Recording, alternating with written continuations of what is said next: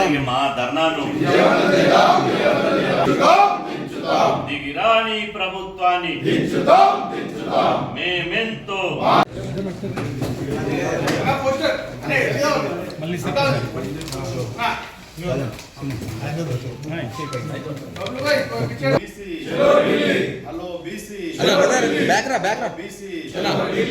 జనగణనలో BC కులగణన చేపట్టాలి జాతి జనగణనలో బీసీ కులగణన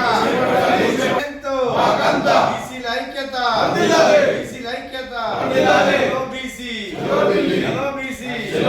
యాదవసీనన్న నాయకత్వం యాదవసీనన్న నాయకత్వం జాతి జనగణనలో బీసీ కులగణన శాసించకుండా శాసించి మా హక్కును ఇలా మా లక్ష్యాన్ని ముద్దాడే వరకు ఈ ఉద్యమాన్ని ఆపేది లేదు. ఎన్నిసార్లైనా ఢిల్లీ కోటను ముట్టడిస్తాం, ఎన్నిసార్లైనా, ఎన్ని వందల సార్లైనా, ఎన్ని వేల సార్లైనా ప్రత్యేక రైలు కట్టుకొని కూడా ఢిల్లీ కోటను ముట్టడించమే లక్ష్యంగా మేము ముందుకు సాగుతాం. ఈ దేశంలో ఈ బీసీలను అనాథలుగా చూస్తున్నారు, ద్వితీయ శ్రేణి పౌరులుగా చూస్తున్నారు. బీసీలకు ఎలాంటి హక్కులు లేకుండా పోతున్నాయి. బీసీలకు రిజర్వేషన్లు అనేది, అదేవిధంగా చట్టసభలో ప్రాతినిధ్యం అనేది లేదు.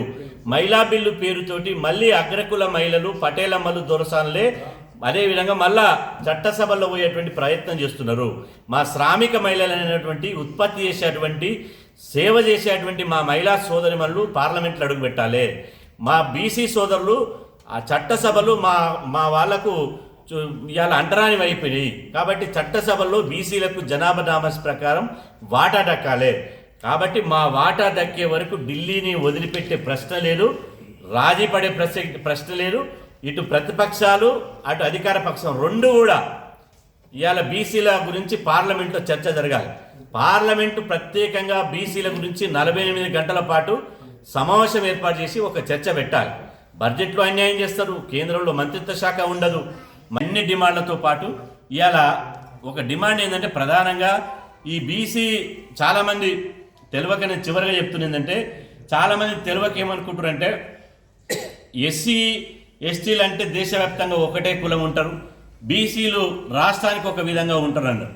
నేను వాళ్ళకి అవగాహన లేని వాళ్ళకు నేను సూచించేది ఏంటంటే, ఇవాళ ఎస్సీలలో ఉన్నటువంటి కులాలు దేశవ్యాప్తంగా ఒకటే జాబితాలు లేవు. ఒక రాష్ట్రంలో ఎస్సీలు ఉంటే ఇంకో రాష్ట్రంలో బీసీలు ఉన్నారు, ఇంకో రాష్ట్రంలో ఓసీలు ఉన్నారు. ఎస్టీలలో కూడా ఒక రాష్ట్రంలో ఎస్టీలు ఉన్నారు, ఇంకొక రాష్ట్రంలో బీసీలు ఉన్నారు, ఇంకొక రాష్ట్రంలో ఓసీలు ఉన్నారు. బీసీలు కూడా ఒక రాష్ట్రంలో ఎస్సీలు ఉన్నారు, ఇంకొక రాష్ట్రంలో ఓసీలు ఉన్నారు, ఇంకో రాష్ట్రంలో బీసీలు ఉన్నారు.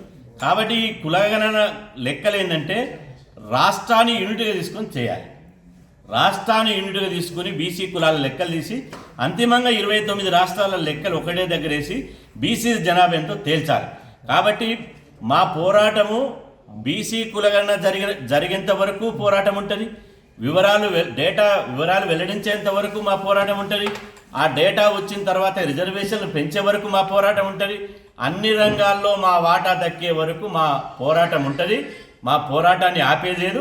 కాబట్టి 23న ఢిల్లీలో సోమవారం రోజు 23న మార్చి 23న జరిగేటువంటి ఢిల్లీలో జరిగే మహాధర్నాకు వేలాది మంది ఇటు దేశవ్యాప్తంగా ఉన్నటువంటి బీసీ ప్రజలందరూ పాల్గొని విజయవంతం చేయాలని చెప్పి మీ ద్వారా మేము పిలుపునిస్తున్నాం.